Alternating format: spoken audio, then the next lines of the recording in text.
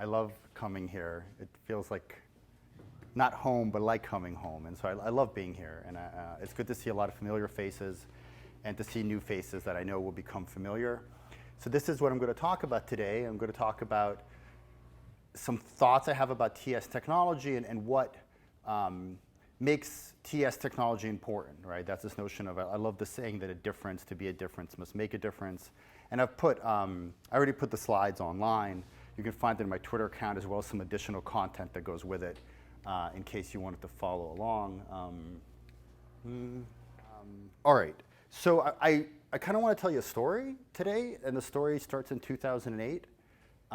Mark just talked about this really special meeting that he and Walter Paulus and other people organized in Göttingen, Germany in 2008. And this meeting made a very big difference in my career and sort of in the kind of the opportunities that were available to me. And one of those things that happened was at that meeting, I was approached by someone who at that time, I'd heard their name, but I didn't know their face. I didn't recognize them. And so for the purpose of this talk today, I want to make it a little bit, I'm going to leave it a little bit a secret who that was, but everything will be revealed in due time. And this individual approached me with a very surprising proposition, and I'll tell you about what that proposition was. But one of the reasons this was a really big meeting for me is I was a young assistant professor at that time. I hadn't given many talks at all. I'd never been to a brain stimulation meeting at all, and I'd never been given like any kind of plenary or keynote stage. But what happened was that there was a very last, I was going to come to the conference anyways, and there was a very last minute cancellation, and Walter Paulus knew me, and he asked me at the last minute, could I fill in and give this talk, which was this sort of opening evening lecture. And it was a big opportunity for me. I prepared a long time in that lecture. I still remember, it was at a separate hall. It was this beautiful old hall. Again, there was welcoming comments from the president of the university. And then there I was speaking with Hallett, Rothwell, Walter Paulus. And I actually remember very distinctly sitting in the front row with the other speakers and John Rothwell. I remember him looking at me like, who is this person? Not like, why is this person giving a talk? But he was really like having a difficult time. He didn't know, because I'd never been to these meetings. He was too nice to say anything. But anyways, I went and I found, there's a picture that Walter Paulus took of me sitting in the front row. And if you can't see me, let me just zoom in there so you can get a better look at me. Oh. So there you go. These were the first 3 slides of my talk that I gave in 2008. So I wanted to start here. The first thing I talked about was this notion of rational electrotherapy, which I don't know if you can, I don't want to suggest people are doing things irrationally, right? But the notion was that there was a way to do things working from first principles, and essentially that started with thinking about biophysics. And then I said, look, when you are designing your intervention in neuromodulation, there's actually a very limited number of choices you can make. You think, oh, it's this big parameter space, and it kind of is. But in reality, you're either going to pick your electrode, right, where you're going to place your electrodes, or if it's a coil, you're going to pick up the coil that you want. And then you're going to pick the waveform that you want to drive into that electrode or coil. And that's it. So in this whole field of non-invasive brain stimulation, we're just doing permutations of A and B. That is all we have to play with, because these are the things that determine the generation of electric fields in the brain. And so what I was bringing up this notion, right, of this concept of electric fields in the brain, which is really how the current flows through the brain, and saying that this is really the crux of it. And so because these are the only things that control electric field, these are the only things that matter. And on the flip side of that, I said, well, that if you want to understand the mechanisms of stimulation, you need to understand what the electric fields do to the brain, right? So you generate electric fields, and then you need to understand what the electric fields do. And so again, this is sort of like a 1-2-step process. If you can do this, I said you can solve all of non-invasive brain stimulation, right? And so I wanted to go back to this idea here, which has to do with sort of picking your electrode and coil and picking the waveform. And this is something that I went back to I don't know, years later, when thinking about the question of what is dose, what is dose in neuromodulation or non-invasive electrical stimulation? And this led to this publication that was published in brain stimulation. You'll see a lot of papers that were published in brain stimulation in 2012. And you might say, you know, that seems a little late to define what dose is, right, in non-invasive brain stimulation, right? 2000, that's the only time. But it turned out it was not a simple process. And I did this work with Angel Peterchev, who was then at Columbia. We spent a lot of afternoons in coffee shops trying to nail it down. And this is what we concluded in a sentence, that the dose of a neuromodulation device are those parameters that guide the electric field into the brain or the nervous system. And this is important and nothing else. And so this was the key image in the paper, and I know there's a lot going here, so I'm just going to walk you through it step by step. So the first thing is the dose itself. So here you have magnetic stimulation, right? You have your coil, maybe it's a figure of 8, it could be a big coil, a little coil, or an electrical stimulation. You have your electrodes on the head. It's maybe 2 electrodes, maybe they're big, maybe they're small. So positioning on the head, and then a device drives current through these instruments, right? And that is all of dose. There's nothing else outside of dose. Now, the dose combined with the anatomy, because we know that the individual anatomy matters, you have a big head, whether you have a small head, will together determine the electric field in the head, or the equivalent, you could talk about the current density in the head. But this is not dose, that's dose. Now, once you stimulate someone, there's going to be a physiological response. Maybe the finger twitches, maybe they have a seizure, maybe they get smarter, or you know what I mean, or they have an unfortunate side effect. They feel tingling. So these are all things that we can measure. And on top of that, there's other things we can measure, like how old the subject was, or how large a lesion was in their brain. And then we have this other knowledge, like we know that the dorsolateral prefrontal cortex is important in depression. Now, all this information leads to this box, which is the dose selection. And you can see computational models in this version, they have a small role in here, but they're sitting in here. And part of dose selection is also things like summary metrics, like people will talk about the charge of ECT, right, or the charge of tDCS. So these are aggregate measures. But dose selection is not dose. And finally, based on this dose selection, you might choose to update the dose. Now, why is this maybe not trivial and also very controversial? It says that, for example, with TMS, right, titrating to a motor twitch potential, right, that's part of dose selection, but it is not dose. And therefore, if you are publishing a paper or a major clinical trial, right, where you have only described this dose selection process, we increased the intensity until we got a finger twitch, right, and no more, right, then you have actually not included dose. And so this is why we kind of struggled with this issue. And by the way, electric field, while is important, is also not dose. So this is why we kind of struggled with this issue. But politics aside, there's a very now clear definition of dose. The color of the device is not dose, but the size of the electrode is dose, right? Whether the device is single blind or double blind, that may be a very important part of your clinical trial. However, it is not part of dose. So it gives us a very clean definition of dose. And it's a subject that we've already dealt with today. Now, their modeling played a small role. Here's my slide from 2008, where I kind of put modeling playing a much bigger role. This is sort of what computers look like, right, in 2008, or at least some of them did. And here is your pre-stimulation workup, which is really the anatomical MRI. And here you have some computational model. That is then being done. Here's your dose decision, right, your programming configuration. Then the therapy is provided. We learn something, oh, it didn't work, it did work, and we can use that in sort of informing our loop. So this was what this is what I was implying was rational electrotherapy in 2008, and then in the process I introduced, for many people, this notion of computational models, right, and what these computational models do. And again, they really just do one thing. They start with the dose, and they predict the electric field produced inside a specific head based on the dose. So this is like going, sometimes people call it, not so much anymore, forward models as opposed to like the inverse model with EEG. But that is all these computational models do. They go from dose to current flow in the brain. And they are part of the dose decision process. So now I want to talk a little bit about what makes good current flow models in non-invasive brain stimulation. Right? I'm not going to get too much into the weeds, but I think this matters sort of in the big picture, right, of how we approach non-invasive brain stimulation. So there's actually 4 steps, 4 decisions that a modeler or any of you need to make when you're about to use models. The first thing is you have to segment the right tissues, as in, for example, you separate out skull from CSF, and you separate out gray matter and white matter, right? So you have to kind of parse out some tissues, but some you're not going to parse out, right? Maybe you don't segment out the eyeballs.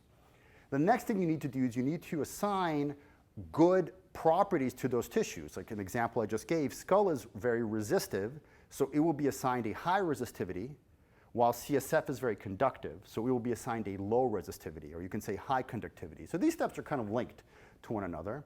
The next thing you need to do is you need to actually model the dose. And there's some subtleties, well, but the dose that you apply to the person needs to be represented in the model.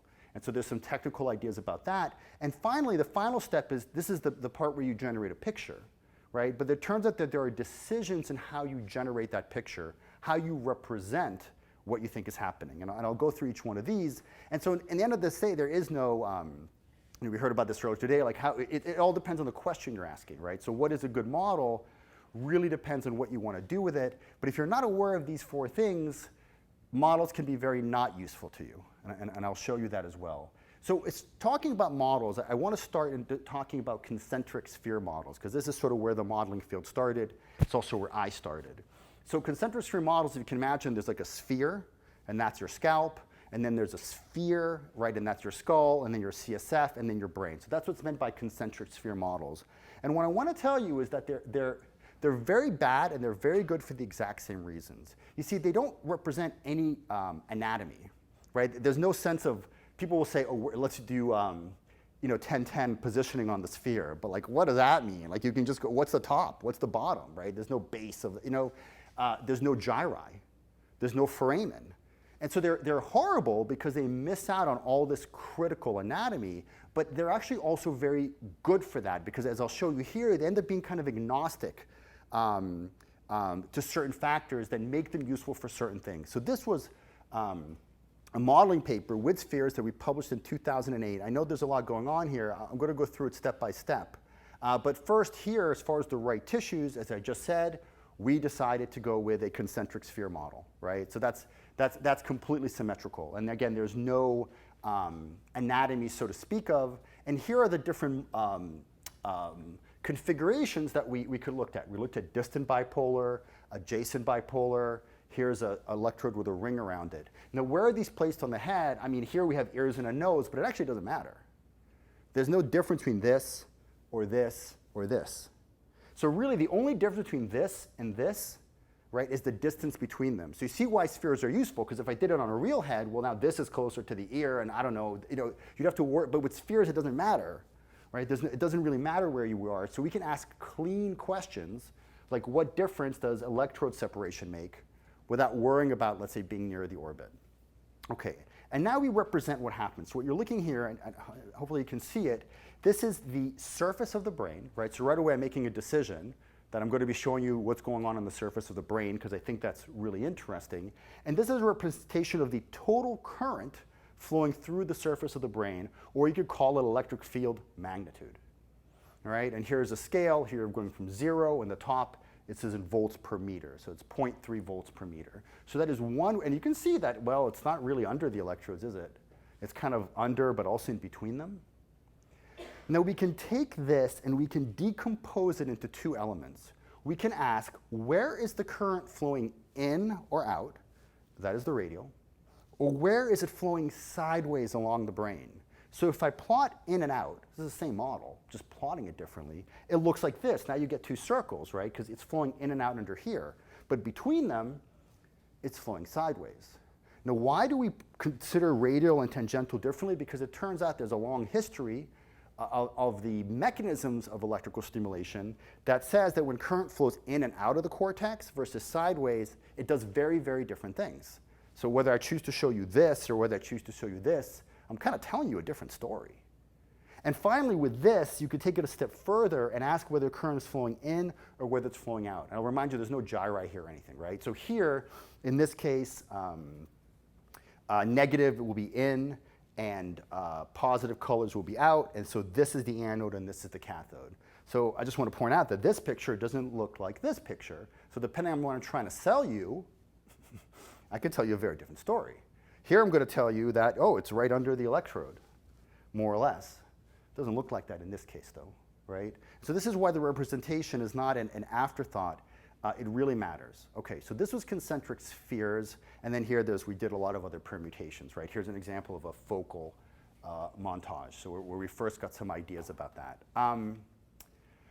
But now I want to jump to what I was talking about in 2008. And in 2008, we had developed the first what we call Gyri-precise model, right? That meant that we started with an MRI, and we had a pipeline that didn't mess it up too much. And so at the end of the day, you still had gyri, right? And so when we did this, again, going back to the decisions you had to make, the right tissues, it was still a lot of the same things, scalp and so on, but we really focused, and this was very hard to do at the time, to make sure that we still had the gyri. The other thing we did that was really important is that we made sure that the CSF was continuous. Now at that point, these were maybe 1.2 millimeter scans, maybe not that great. And if you looked at it, you might say at some point that the brain was just touching the skull, because you just couldn't tell that there was CSF there. However, we knew, right, a priori that that was impossible. And so the other critical decision that we made was we guaranteed that the CSF was continuous, even when it looked like the brain was touching the skull. So that was another right tissue decision, and these are critical, right, for what happens next. We also, before, a lot of people would not model the electrode explicitly. They would sort of put a voltage or current like right on the skin, but we actually physically modeled the electrode as well, which is now standard. And this is what we saw, and this was very controversial. Okay, this was very controversial. This is the M1 SO montage. The M1 SO montage, which is marketed as a montage that will stimulate the motor strip. But when you look at it, you see, well, it doesn't look, I mean, there is current in the motor strip, right? I think this is a zoom in of maybe a motor strip, but the peaks are sort of like, here's the peak in between.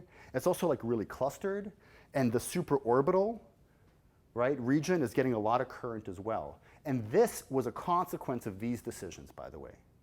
Okay, for example, if brain touches skull, all right, it becomes much more concentrated. Okay, because you lose that sort of CSF slip that happens. So these decisions were very important.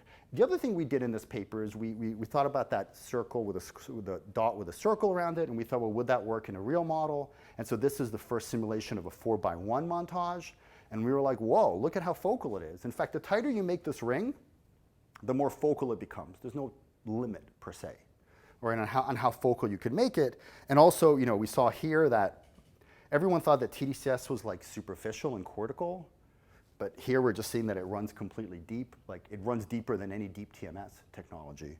Yet here, we were able to make things go focal. And again, at that time, this was just a model, of course. It was just a model that we were proposing. So here's high definition, here's regular. But I think that this is a modeling decision, which by the way is how we still model today, that is a difference. That made a difference, because for one, it said that tDCS with conventional electrodes produces this diffuse clustered current flow pattern, and the peak is almost never, sometimes, but usually it's not under the electrode, it's in between. And we said, right at that point, everyone was saying, well, TMS, the skull is quote unquote transparent to magnetic fields, the skull is resistive to electrical current, so that's why TMS will always be the focal one, right? And we're saying, well, we don't think that's the case. That's not what the physics tell us as well. And this was presented for the first, it was published in 2009, but it was presented for the first time at this meeting. And you know, most people did not believe us, and I don't blame them, right? I mean, the first thing you say, it's a model's a model. Like, and you can model anything, right? You can model anything. But you know, I think it's worth, I mean, this took like 20 years or 10 years. It's worth thinking about why they didn't really believe us, right? Why there was a gut reaction that was very opposed to both of these ideas. And you can really trace that back to the initial work of tDCS, you know, Nietzsche and Paulus. We already heard about this paper today, classic thing where they put the electrodes in different places. They didn't just show that tDCS can modulate motor cortex excitability as measured by TMS. They showed that it was very montage specific. Only putting the electrode here and here produced these effects. If you slip this electrode forward, right, I don't know, maybe a centimeter or two, or back, the effects go away, right? And so this which maybe incorrectly suggests that the tDCS was focal. This result is reproduced, right? But that's where this idea came from. And the other reason people really love this idea, we already talked about it today, is it let it let everyone kind of go after whatever indication they're going interested in, based on the simple, put the anode over the region you want to excite, put the cathode over the the region you want to inhibit, and send to brain stimulation. And at that time, you would have gotten your paper accepted. But here's the thing, and by the way, Nietzsche never said that it was focal. The thing is, like, this is not something that he said, and this is not something that he said, right? People took that from his work, right? In reality, the point is that tDCS can produce montage-specific effects without being targeted to one brain region, right? So, you shoot a shotgun at a wall and you get a certain pattern. You're going to move the shotgun, you're going to get a different pattern. It's going to produce a different outcome, but it was never the case. So it's just a conceptual difference, right? That the fact that you move something and the effect changes, right? Because if you move the montage, the electric field in the brain will change, right? But it's not a laser beam under the electrode. I mean, at that time, people thought that it was more focal than even the electrodes themselves, right? People thought it was like a cone, right, that drilled in, but that wasn't the case. And also it was a model, right? Model schmodel, right? No one believed it. And so we had to do some experiments. I'll show you a few of those experiments. One of them was, we heard today, tDCS doesn't produce an overt response. But if you turn up the juice from 1 milliamp to 1,000 milliamps and go to a brief pulse, it does. That is capital tES, transcranial electrical stimulation, and it produces a motor twitch. So what we did is we used the 4x1 montage, and we applied a lot of voltage, right? 1,000 volts is about 1,000 milliamps, to produce motor twitches on different subjects. And the 4x1 was placed over the motor cortex. And what we did is we found that for different subjects, we needed a different amount of intensity to make the finger twitch. I had a big head. You needed to crank up the stimulation all the way for me, 1,000 volts. 600 volts on me did not produce an MEP. But on these other subjects, right, lower voltages did produce an MEP. And when we modeled them, it turned out that we could predict the individual threshold for electrical stimulation producing an MEP just based on their MRI. This was very reliable. This is, by the way, something you cannot do with magnetic stimulation. You cannot predict an individual's TMS MEP with the stimulation. So what we found was, first of all, and the other thing we did, I'm not showing you here, is if we move the 4x1, the response goes away. So we showed that it was focal, we showed that the current got in there, we could tell you how much current it was, and we found out that it's individualized, right? And so if it's individualized, then you can flip the coin and say, well, then why don't we use individualized modeling to titrate doses to the individual, right? So that was an early example of that idea. Nietzsche went on to run his classic TMS MEP experiments. He compared conventional tDCS with the 4x1 ring montage. And again, I'm not going to go through a lot of details here today, but you can see the paper, and what he found was a very different time course. So this is a nodal pad, and this is a nodal high definition tDCS, and he had to actually extend the experiment from 2 hours to a longer time point. He found that just 10 minutes of high definition tDCS produced in over 2 hours of after effect, right? Which was, I thought that was interesting. This paper also included a bit of modeling. So this was the pad montage. This is a very large return. There's a notion that by using a large return, you can make it less important. Here's the electrode over M1. This is the 4x1 montage. Again, there's a lot going on here. But the point I want you to draw away is, if you look at this versus this, you would say that the conventional gets much more current into the brain. And it does at a bulk level. But if you look at just the electric field in M1, you see that they're equally effective. Because with conventional tDCS, though a lot of current gets into the head, it's not always where you want it to be. So actually, these two are plotted on the same scale. This is a different scale, but these two are on the same scale. And you can get more nuanced about it and look at directionality and so on. And I'm not, if you're curious, all the details are there. And then yet another validation that was published in eLife in 2017. These were patients with epilepsy who had a lot of depth and superficial electrodes implanted as part of the pre-surgical mapping. tECS was applied to them. We measured the voltages inside the head. We predicted the voltages inside the head. This was done on an individual basis. Again, even all the data is open source as well. Things look the same, right? And I'm saying here yet again because this was really the paper where we had to stop having the discussion that it was just modeling. However, there had been like maybe 10 papers before that, including like current imaging in dead people that had been done, okay? But it really took this paper to kind of, it was no longer interesting at this point to say, but maybe the current flow models are wrong. And what was interesting is that these predictions, here it's shown in volts, but you'd convert it to electric fields, actually looked like the models we had made in 2008. Like those models seemed like they were still holding up. And so that's an interesting point. So there's all this validation done from 2017 and onward, right? It's been over a decade. And yet, in many ways, I would say the pipeline is still very much the same as what's published in 2009, presented in 2008. There's been some nuances, and I'll talk about them right now. But the electric fields predicted by data, which was about 0.6 volt per meter at 2 milliamp, is the same stuff. That's the number we hold on to today, which is remarkable, right? Over a decade, that number has held. And so if that's the case, like what have we been doing over a decade, right? So let's talk about, how models, if they have gotten better, what they've done. And we go back to this, right? There's only 4 ways you can make a model better, right? You can do this, you could do this, you can do that, you can do that, and the better comes from that. I'll give you some examples. Well, one of the things we did is we started to think about people with, we said anatomy matters. Well, if you have an injury, such as a hole in your skull or a hole in your brain, will that affect current flow? And at this point, the answer, people know the answer. The answer is yes, right? So you've replaced a part of the brain that is relatively resistive with something that is relatively conductive, because whatever is left here is going to be cannibalized and replaced with CSF, and that obviously changes the patterns in ways that are sometimes surprising, but it does definitely change the pattern, right? And this is something we talked about earlier today.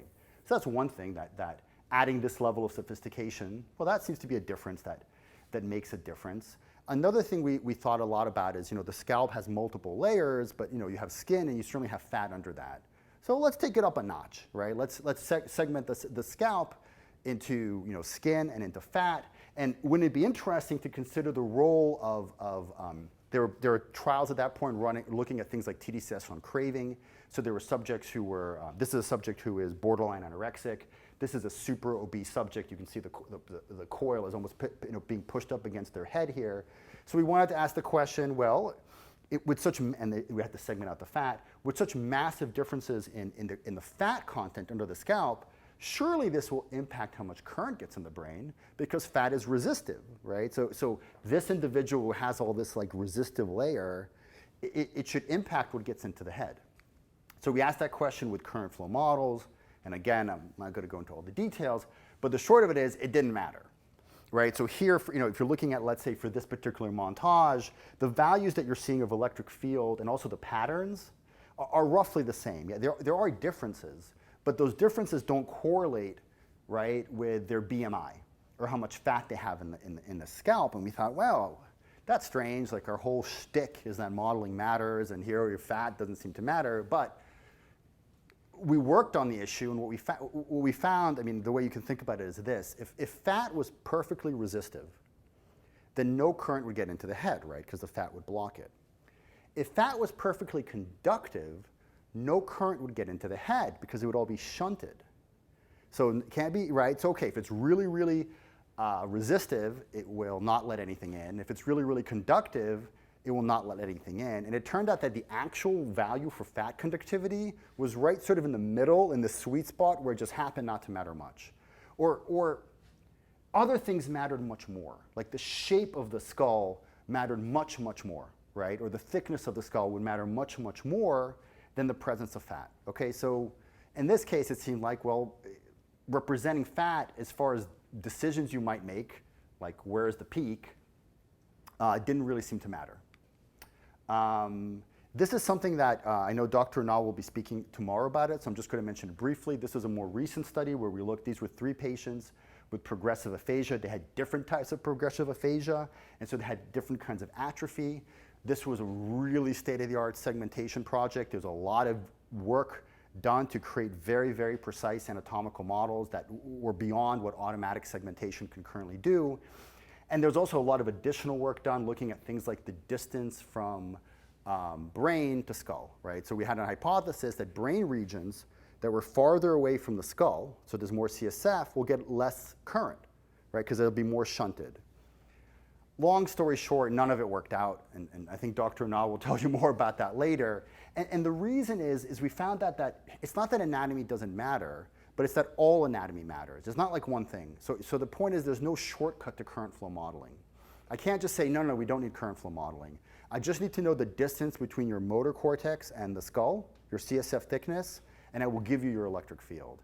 It turns out that a lot of us, so that was sort of the lesson learned. It's not that current flow doesn't matter. It's that it's not that these models are not needed, it's that they are needed. We and others have not been able to come up with rules of thumb that have negated the need for anatomically based current flow modeling. Another improvement that we and others have thought about is anisotropy, not just white matter anisotropy, but you can also model anisotropy in other tissues as well, such as skin, and this is something that we looked at, and it also turns out there's 100 ways you can go from a DTI scan to anisotropy, so there's a lot of open questions, and at first glance, when you're comparing these things, they might look different, right? So there's a lot of computational work that has to go into it. But at the end of the day, are they different? So in this case, this is the region that gets stimulated. And in this case, this is the region that gets stimulated, right? And if I want to stimulate this region, this is where I'm going to put the electrodes, no matter what. And while there are differences in peak electric field, I don't know how many people in this room, all right, so here it's 0.56, here it's 0.1. What am I going to do with that? I'm still going to stimulate the person in the same way, right? And so this was an example where I thought a difference did not make a difference. Here's an example where this adds a lot of complexity, and this does add a lot of complexity, right, for many different reasons. But I don't know what difference it would make, because if I was doing sort of retrospective analysis, like trying to rank who had more electric field, I don't think this would make a difference. If I was trying to use this to figure out where to put the electrodes, for all effects and purposes, I don't think it would make a difference, right? And so this is what the title of this paper was, the value and cost of complexity. We're kind of pushing back on something that's very easy for engineers to do, which is just to make more and more complicated models that require more and more demanding imaging, right? But if it doesn't make a difference, it doesn't make a difference. One more thing, as far as model improvements, was the realization that the space between the brain and the skull is not pure CSF. There's stuff in there like meninges. And so what we're normally doing is we're segmenting this out as CSF, and we're assigning it a very, very high conductivity, because cerebral spinal fluid is salty water and it is very conductive, but we're ignoring the fact that there are meninges in there. So you're saying, well, why don't you just add the meninges? Well, we can't, there's numerical computational reasons why we can't add the meninges. In fact, someone just recently published a paper in brain stimulation where they figured it out. But these would be very thin. They basically make the models intractable. So one reason why we weren't modeling meninges is that we could not model meninges. But you've heard this theme I keep going back to about how important CSF is. And yet most of the space between your brain and your skull is not CSF. The way we went about it is we actually went back to concentric sphere models. And in sphere models, you can model all the layers. And what we asked was, if you have a model a concentric sphere model, where you represent all the layers, right, the pia and the arachnoid, and you have a model where you assume that all these layers are one structure, what conductivity can we assign this one structure so that the resulting electric fields in the brain are the same between these two conditions? If that makes sense. And the conclusion we found was, if you take the CSF compartment and you assign it a conductivity of 0.85 Siemens per meter, so a little bit more resistive, less conductive, these models and these models work the same. Now, we asked that question in concentric spheres because we could, but as I mentioned, people recently were able to figure out how to ask a similar question in a realistic model. And it turns out that this, if I remember that eLife paper with the intracranial voltage recording, this also matches that data better. But the key thing about this is that you don't need to change the pipeline. It doesn't make things more complex. It's just like a single number, right? So you can still use SIMNIBs, you can still use ROAST. It's not a big deal. Just when you're assigning a conductivity to this compartment, you make a little switch. So there's no increase in complexity. There's no reason not to do this, in my opinion. And so in fact, in my lab, we've now switched to this. This is like maybe the most significant change we've made in our modeling pipeline in a decade. I mean, that's not true, but that's sort of one way to think about it, okay? That this is really what we've done. The models were developed in 2008, validated 2007 and onward, and I just showed you there hasn't seemed to be too many changes in the actual pipeline. So really, have there been big, important developments in modeling in the decade? And there is one, and that is that access to models has been democratized. So this is SimNIMS, this is ROAST, or this is the fact that even things like engineering software like COMSOL, there are now recipes, Sim for Life, there are other softwares out there, so now everyone can do modeling. And this is why, in 2009, there was, one paper in brain stimulation, right, with current flow modeling in the head. Well, now you see it in a lot, even papers that are not about modeling will include modeling. So this is the key step, right? The fact that it was made accessible. And it could not have been made accessible if we kept making it more and more complicated. Okay, we had to kind of respect mostly the pipeline that existed in place. That was a tractable pipeline. So the current model, I mean, you're going to be modeling stuff here tomorrow, right? It probably will take you, I don't know what, on your laptop, 3 minutes to run a model. The first model, right, it took us 3 years. I'm not exaggerating. Abhi, he worked on it for 3 years. Now, it wasn't like the computer was solving for 3 years, but it took 3 years to figure out. I mean, it seems stupid now, but at that time it was really hard. It took us 3 years, and here's the poster at the meeting, right? Poster number 75, right, at Gyri. We put up the poster. We had 2 models in this, the conventional pad and the high definition. The high definition montage solved a week before the meeting. Can you imagine the stress? You know what I mean? Like you're working on it for 3 years and like you're just like staring at the computer hoping it doesn't crash. At this meeting, someone, I found on this, I wish I'd kept it, you must have been walking around with some kind of tag. Please submit the brain stimulation. So Mark was walking around the poster session, sticking these little notes on them, and I think we did speak at the meeting as well. I can tell you it was Mark George. And so he invited us to submit to this journal that at that time I'd heard of, but I don't know if it had been it. And of course, that's what led to this publication in 2009, right? And this was, for me, a very important opportunity. Mark was generous enough to put this on the cover, right? But actually, I think this is the only paper that this has happened to. He was so excited about the work, he put it on another cover. It didn't even appear in this journal. So I actually looked at I found the cover letter that I wrote to you when we submitted this paper. And I was like, dear Dr. George, I hope you find this paper exciting for brain stimulation, especially since you already put it on the cover last year. I was kind of hoping that would help win you over, and it has been that. All right, I'm going to say a few more things. Wait. 11,009 citations of that paper. And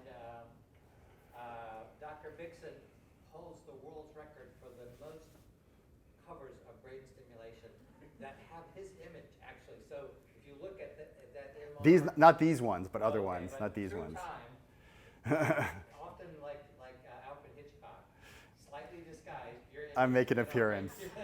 More than anyone else. Yeah. So when I was pulling up these cover pictures, and they're a little low resolution, I was just looking through the table of contents for this on this journal, and I found this paper. So this paper describes skin lesions after tDCS, and this is like not from some random lab. This is from Michael Nietzsche's lab, and this was a time where if you produced like a burn, you could publish a paper about it. But this is a segue for me to say something else, that burns are not an adverse event of tDCS or tACS. They are not something, in my opinion, you should be telling your IRB. Burns are a consequence of not following best protocols, using the best technology in place. And in fact, every paper that you find where they report a burn, there's always something off about what they did. And so I think this is an important point that has to do with tDCS technology. Good electrodes, when used according to instructions, right, and those instructions are published, don't produce burns. And this issue remains an issue to this day. This is a paper from Dr. Poloni, who's going to speak tomorrow, where there was yet another letter to the editor in Brain Stimulation reporting that there had been some sort of unexpected adverse event, right? And Dr. Poloni, who has done, I don't know, at this point, I don't know, 10,000 home-based tDCS sessions without any burns at home, right, was really responding to the fact that this is a consequence of not doing things right. And not doing things right means not following the right protocols, right, like putting the conductive rubber straight on the skin, but also the availability of equipment. High definition actually refers to the electrodes themselves, right? And this is the paper where we published it. So when we made the model, one of the reasons people were like, whatever, is they said, well, you can't stimulate through a little electrode, right? We can barely stimulate through a big sponge. So we had to do a lot of legwork to discover the recipes to create these electrodes. And this recipe remains, to this day, the recipe that's largely respected in order to make this tolerated. So the technology had to be then created to kind of chase this model to give people the hardware that they needed. This is what it kind of can look like today. You can have many electrodes on the head. It's not just 4x1, it's not just 2. And in fact, there exists already an algorithm that if you find a brain region that you're interested in, and then you tell the algorithm how many electrodes you want to work with, I don't know, my stimulator only has 8 channels, so give me 8. That algorithm will give you a true optimal placement for where you should put your electrodes and how much current you should put in now. That's what's meant by sort of a closed form solution. It's not a debate. It's like this is the mathematically true best place to put your electrodes and how much current to put in them in order to activate the brain region of interest. I want to say more of that, but I also wanted to mention that actually the first person to have high definition tDCS done on them, this would be outside of like my immediate lab, right, was right here in the Medical University of South Carolina. And that picture just worked out that way. But, and I think there's a picture of it. And I don't have time, but later if there's time, I'll tell you there's a story about that as well. Here's modeling playing a central role. And now I want to ask this last question. So if you could say this is the electric field I wanted, right? I want this electric field in this intensity right here, right? In each and every subject, this is the question that came before. Well, what would you do with that? Because you have that now. The models exist, right? And so I want to unpack that question a little bit. So the first thing you have to do is you have to make a decision about whether you want to maximize intensity or maximize focality. All right, this is from this paper. Putting electrodes very far apart maximizes the amount of intensity that gets into the brain, including at your target, but you can't be focal. Putting electrodes close to each other gives you focality, but you start to lose current to the scalp, right? There's shunting between them. And so you have to decide between intensity and focality, and as you can see here, whether you choose this direction or that direction, you get a different solution. So yes, there's an optimal, but, right? There's always like a but, right? There's always a but. Optimal depends. Are you optimizing for intensity? Are you at the target? Ignoring focality? Are you optimizing for focality?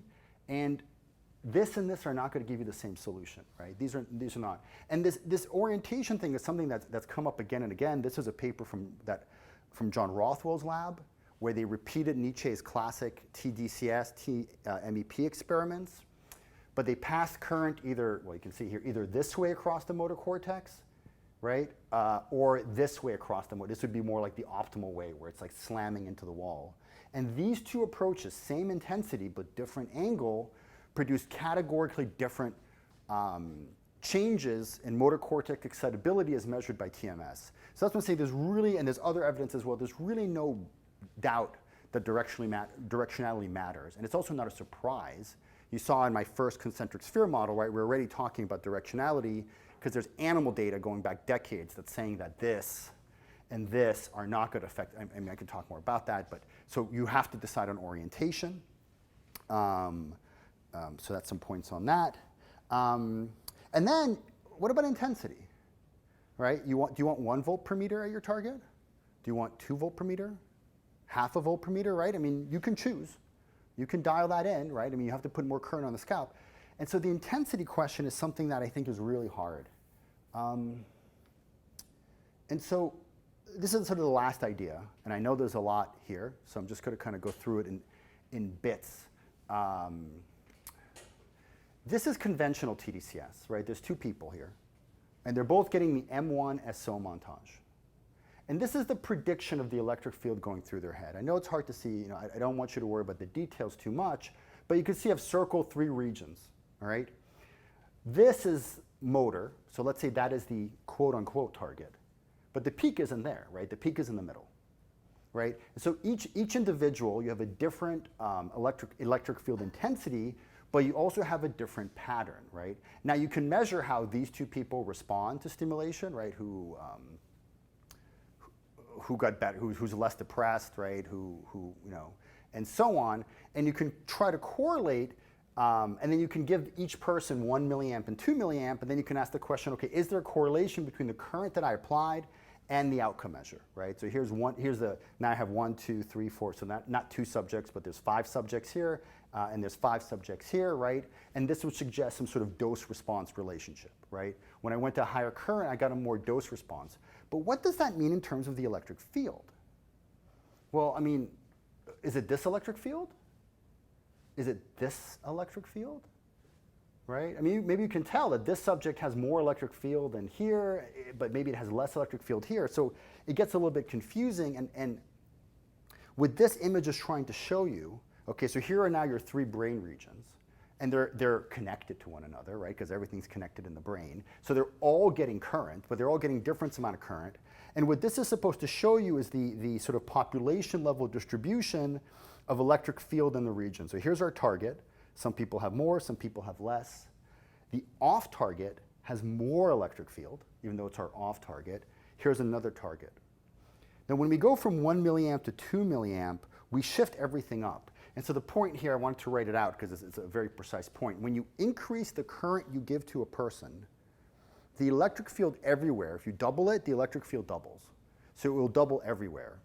But that will be on an individual basis, right? Because how much electric field goes to different places at a first place will be different. And so I think this is good for outcomes. Like, if more electric field is more outcome, great. You're just going to put more current in and people are going to be less depressed, right? We don't have to worry about it so much. But it's very complicated if you want to talk about causality, right? Because, I mean, here's the point. Like, you could have an individual who you could have an individual who at 1 milliamp has more electric field in an off target than an individual at 2 milliamp has in the on target. I know it's like there's a lot to digest here, right? But you can see it kind of gets, if you want to use this and start talking about electric fields, it's complicated. And then you could do something else, which is you can do this sort of dose control idea, right? But I'm going to show you that's also, in this case, going to fail, and I'll explain why. And so what you're doing in this case is you're getting an MRI from everyone, right? And you're giving each person a different amount of current so that they have the same electric field in the target, right? So this person might get 1.1 milliamp, and this one might get 1.7 milliamp, but the electric field in the target in both cases is exactly 0.5 volt per meter, right? So this is this sort of dose-controlled situation. And so that's what you're seeing here, that everyone on target has 0.5 volt per meter. But you're not controlling off target because it's not proportional, right? So first of all, you have more off target than you have on target. And second of all, it's not like everyone has the exact same amount off target because that ratio doesn't hold. And if you double the current intensity, you move this one, but you don't move that one. And so now again, you can ask questions about the relationship between electric field and outcome measure, right? But you can see it's I know it's a lot, it gets a little muddled. Because why, maybe the black region is what mattered, and I didn't control that all along. Or maybe it's the yellow region and the red region together, that together act something. And so the problem is that as long as you are diffuse, so now I'm going to go to high definition, but I'm going back, hold on. As long as you're diffuse, I think it's going to be really hard, all right, to get at this issue of dose response for this reason. I mean, again, you can refer to this paper. We thought about this for a long time. Even if you're doing dose control, it's going to be really hard. Hence, I'm not going to go through this whole figure. If you go through the same exercise with high definition tDCS, where the current is restricted to your region of interest, and where there isn't a lot of current in your other regions, it becomes much more easy, it becomes, in my opinion, much more tractable to talk about dose response, whether you're giving everyone the same current or whether you're doing like a normalization, okay? So I think, obviously, we have a lot of clinical data with pad-based tDCS, and we can learn a lot from it. But if your goal is to really develop causal relationships, causal inferences between a brain region and current in that brain region with outcome, I think it's going to be very hard to do with pad-based montages. All right.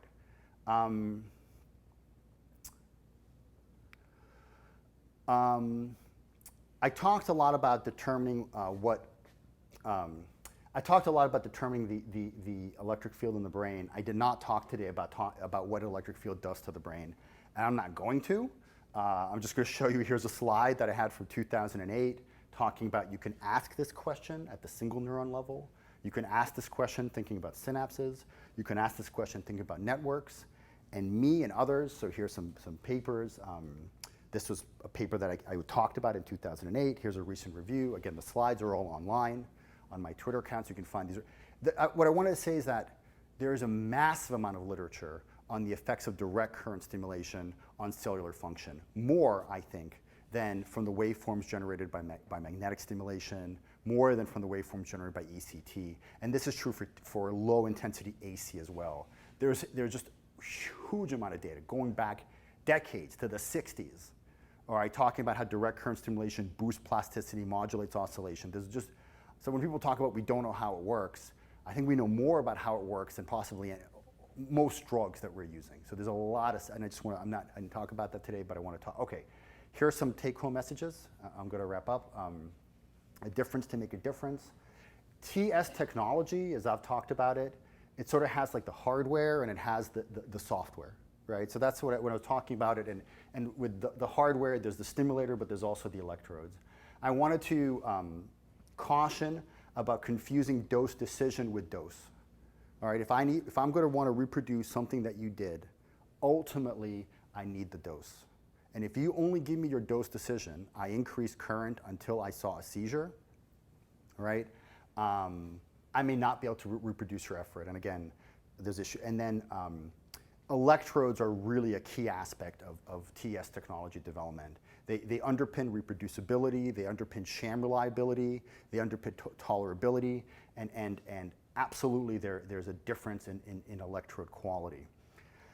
I want to suggest that that when we create tDCS technology, that is sort of chasing a theory of mechanism and not the other way around. So one example might be, Mark George really invented RTMS for depression, right? And I think he had a theory, right? And there was either technology on the shelf or there was the ability to modify technology in order to realize that theory, right? Rather than just having like equipment sitting around and so, I mean, this is a bit of a philosophical point, but it might be worth talking about. I caution, though I'm a technologist and I develop technology, I caution against developing technology for the sake of developing technology, right? Oh, now it has Bluetooth. Now there's 300 electrodes on it. What am I going to do with 300 electrodes, right? I have to gel 300 electrodes? You know what I mean? So good technology, I think, is like a very useful definition. Good technology, I think, is useful. And I think ultimately, if you have two technologies that do the same thing for you, one is not better than the other. And I gave the example of models, but there's other examples as well, right? So if two models both tell you to put the electrode here, as far as you're concerned, they're the same model, right? Even if one requires a supercomputer and one you can run on your laptop. And so, but I think democratizing it is key. And then the last point I want to make is really, certainly in my career, there have been many doors that have opened to me, but like someone is opening the door. You know what I mean? I think that's important to keep in mind. When that door of opportunity opens for you, don't do that. And so on that note, here's some pictures from a visit about 6 years ago. Charleston, this is Mark George and my wife. He's pushing a stroller. My son is now 7, but in this case, he's 1. We had a very memorable walk. And as we were walking, I saw this starfish. And I don't know why, but maybe because it looked kind of funny and it was fresh. And so I took a picture of it. I wasn't taking a lot, but I was just like, you know what, it's just kind of funny. And then Mark saw it too. And I remember very distinctly, he picked it up and he threw it back into the ocean, like he rescued it. And I just always have that memory in my head. And so thank you for your attention.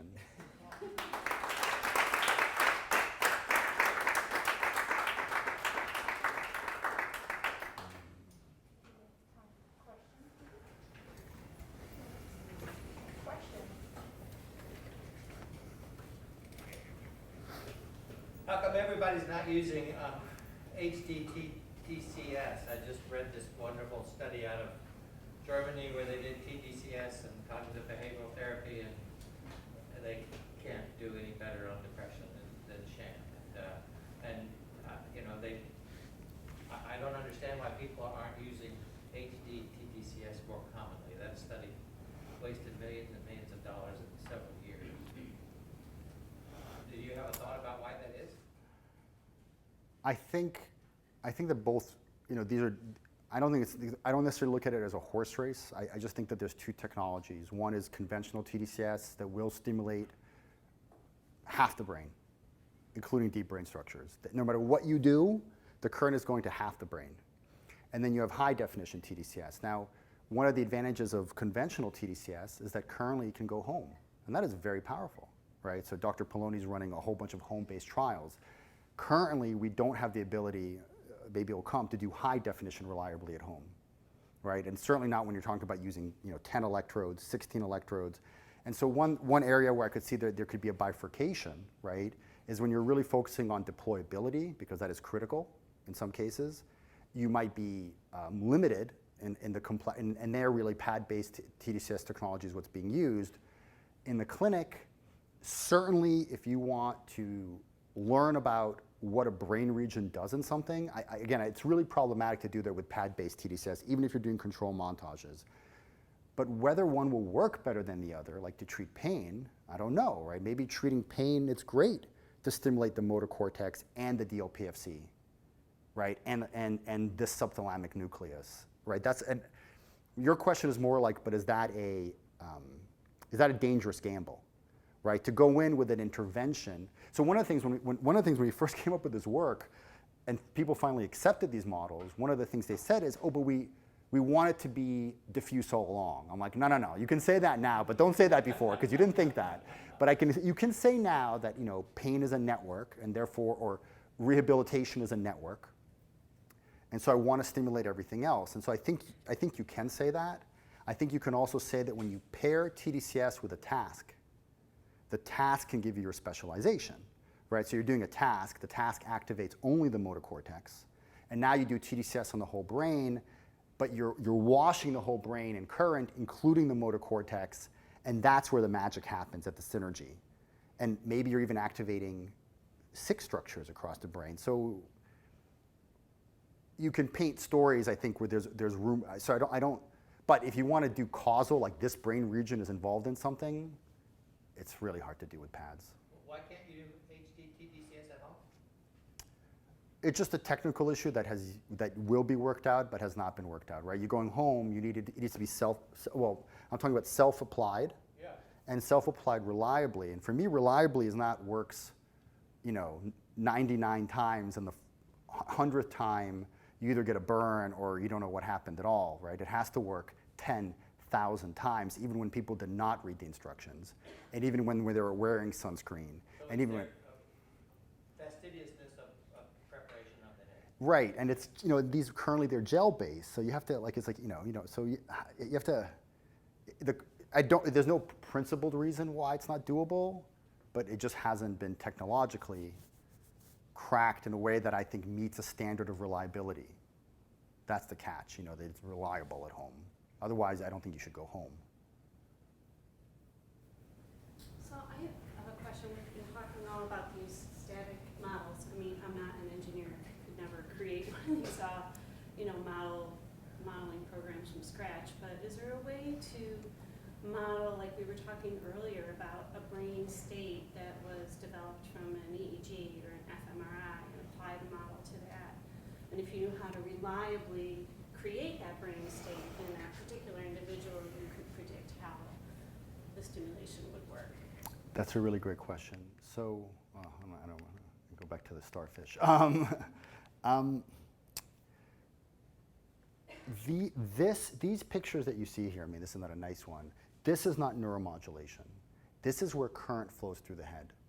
And it is a big mistake to interpret this as neuromodulation, right? So the regions that are red are extra neuromodulated, and the regions that are yellow are the half neuromodulated, and so on. That's not the case at all. For example, there could be a brain region that just normally is just more susceptible, right? It has bigger neurons. It's more susceptible to the electric field, and you have another brain region that for whatever reason is not. So that's one aspect of it. And what you're getting at also is that state matters. So if a brain region is active, we know that that brain region will be more influenced. Whereas a brain region that is not such thing really as rest, but a brain region that is at rest will be less influenced by it. So what you're asking is, well, let's take a current flow model, and then let's take like a brain activity / susceptibility to current flow, and let's overlay them, right? And where you have both current flow and susceptibility. I don't know currently how to do that. Another thing people are working on is they're working on taking these pictures of current flow and modeling the brain, so modeling like neurons and modeling synapses and modeling networks, and then taking this to the next level and generating another pretty picture. Only in this pretty picture, the colors do actually mean induction of plasticity or boosting of oscillation. And I'll say one more thing. There is one thing you can do, which is there's this interesting idea called reciprocity. Let me try to find a good picture of it. So one thing you can do as far as image guided is if you have an EEG, right? So in that EEG, so I know that you're flashing light and you're producing a certain EEG pattern. You can take that EEG pattern, those voltages, right? And you can mathematically invert it into a stimulation pattern that drives the current back to the same brain region that generated those voltages. And so that is this notion of reciprocity. We published a paper on that. Other people have addressed this as well. This idea drives people crazy because people know that there's a sort of inverse problem where if you record an EEG, you can't be sure where the source is, right? The source could be here or you could be here. So it drives people crazy to say, wait a second, you're telling me that I can't be sure where the source is, but yet I can mathematically guarantee that I'm optimizing stimulation to get to the source. And the answer is that if you can't tell if it's here or here, then the stimulation goes to both regions. But it is again, it's something that's been, so that's one thing that you can do. So if you have EEG, under certain conditions, you can actually invert the EEG in a way that's elegant, but I haven't seen it done very often.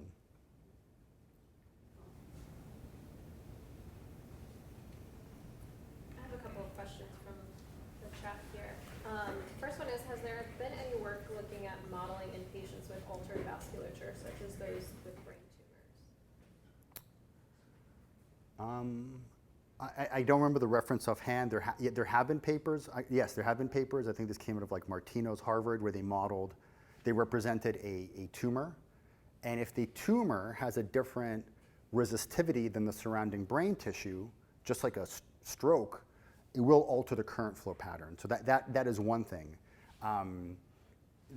We currently don't think, and if the vasculature is so altered in that region as well, that it produces like a bulk change in resistivity, then it will as well.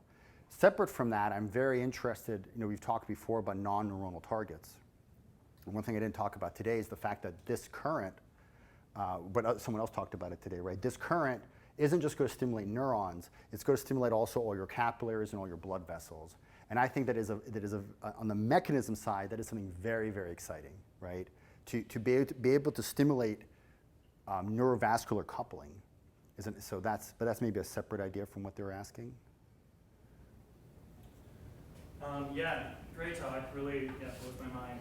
Wish I Thanks. knew all this stuff a long time ago. But to kind of Mark's comment, I guess he's done. To his comment about the high density, I feel like people were just, with all this chatter of like tACS doesn't work, there was like hesitation to start dropping the electric field strength, in the target location. So, and also kind of to your question, like, what is this threshold that we should be aiming for, and are there true caveats to using HD where you're decreasing the electric field, and like, why are we kind of capped at this like 2 milliamp stimulation intensity? Like, why can't we just turn it up to match? I mean, maybe you have like a few recent studies where you are going above. The first thing is, and that's just something Let me see if I can find it. The reason I showed this modeling study with the Nietzsche, well, I mean, there's two. Again, how much current goes in with, let's say, a 4x1 is dependent on the size of the ring, right? You take a bigger stance, bigger and bigger and bigger, you get more current in, right? Smaller and smaller and smaller. So it's about titration it. So in this particular study, you can't see it, the size of the ring, I think it was maybe, I forget, 4 centimeter radius or something like that, was titrated to the point that the electric field in the region of interest was the same as for the pad. And it also helped us that the pad missed the target for its peak. So again, if you're just if you're looking brain wide, maybe, but if you're just saying I have an ROI of interest, as long as your stance is big enough, the 4x1 will not get less current there, and the 4x1 will guarantee that that's actually where your peak is. So I know there's a sensitivity about loss, but your second point is about increasing the current. I think that is, people are already doing it. So in MUSC and other places, tDCS is going up, 2 milliamp, 4 milliamp. At my institute, Benjamin Hampstead has been using high definition tDCS with, I think, 4 milliamp per electrode. No issues. In my institution, we now have a trial running. Lucas Parr is running a trial, 6 milliamps. All right, so that's with high definition, it's 2, 2, 2, minus 2, minus 2, minus 2. It's going across it's like a cross motor strip. I don't know any other field.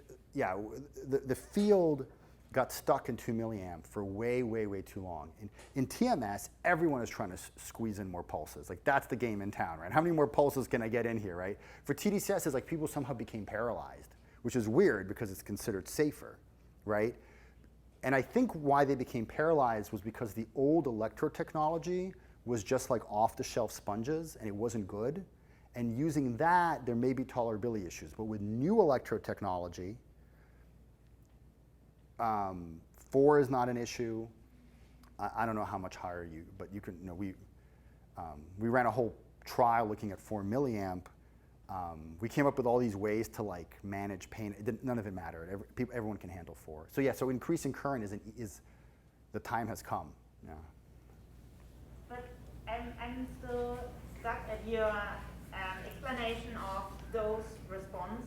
So Yeah. I learned a lot today. And I'm wondering if we can now model the target region. And let's say I have a good idea that I want to reach this region.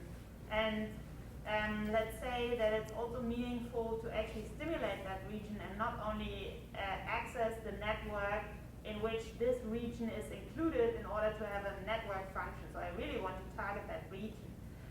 Then now, with having the E-field model, or knowing that the current reaches that area with a certain montage, I can actually do some parametric stimulation intensity study to find out whether my dosage actually changes something in some given behavior.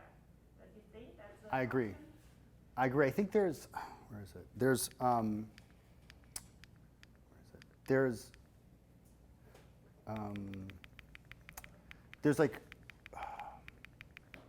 trying to find. I wanted to find that example with the directionality, but I think, in my opinion, right, there's 2 games in town. I mean, there's 3 games in town with high definition. One is a full electrode array with optimization. Okay, that's you need the high-end equipment for that. Other than that, you can either do 4x1, and that essentially is you're really thinking about a radial targeting. But if your target is in a gyri wall, you actually can just use 2 electrodes. That's what Rothwell did, right? Or 2, or 2 to 2, or 3 to 3. But that's so it's either 4x1, right? You're kind of going radial, or you're hitting it sideways, right? When you're hitting it sideways, you can actually think about orienting it so that you're hitting, and you could do this individually, so you're hitting the wall, direct. So that's the directionality issues. As far as intensity, right, and now it's focal, right? And so yeah, now I think you can ask intensity relationships, right? You can do that by modeling each person and sort of titrating the current to that person so that everyone now has 1 volt per meter and then 2 volt per meter. Or I think it's equally good to do it the other way, where you give everyone 1 milliamp, you give everyone 2 milliamp, You can still do modeling. So I think you can now start asking dose response questions in a way that I think is going to be much more meaningful. Because if you look at like pad-based, people have been, where is it? Can't find. You know, people have been doing dose response with pads, right? Nietzsche has been very, very rigorous, right? And what did he find? So 2 milliamp a nodal is a nodal, so we can't use it. I'm going to use it. 2 milliamp a nodal is excitatory. 1 milliamp cathodal is inhibitory, but 2 milliamp cathodal is excitatory. A nodal at 20 minutes is excitatory. A nodal at 40 minutes or whatever it is inhibitory. And he starts to show that the directionality, these classic MEP changes, right? I want to go all the way back, but right, these classic, I guess I've started, here. These classic, conventional changes are really complicated, and I think a simple explanation for that is, well, because you're stimulating, a lot of the brain. And so when you double the intensity here, you've doubled it here, but you've also doubled it here, and you've doubled it here in the deep brain region, and when you go to cathodal, you're stimulating. So I think so again, I'm agreeing with you. I think it's really complicated to ask dose response questions when you're not focal. It doesn't mean that focal is the best for clinical interventions, but if you want to do dose response and you want to like kind of unpack what you want to get a mechanism, it's really hard. Okay, yeah, another question. Kind of crazy idea, maybe like super naive, but is there like some ground truth electric field size that's endogenous to the brain that we should be like working towards creating externally, or is it just like infinite focality is the best way to go? So I know, so obviously this is something Flavio's worked on for a long time, and so I think you spoke about it. Someone talked about earlier today about endogenous. So it turns out that was my PhD, by the way. I did not start with stimulation. I started with thinking about how the brain generates electric fields, and those electric fields are about, let's say, about a volt per meter, right? You could talk give or take, right? So the brain generates, and then people started to say, what if the brain's own electric fields impact the brain, right? So this is like field effects, right? That was the whole idea. Or maybe Mark, maybe you were the one who mentioned it. Ephaptic coupling. And the idea was, so instead of synaptic transmit, and so that's where I started with. And the reason I was applying stimulation initially was because I wanted to mimic applying those fields, which is how Flavio got into the game as well.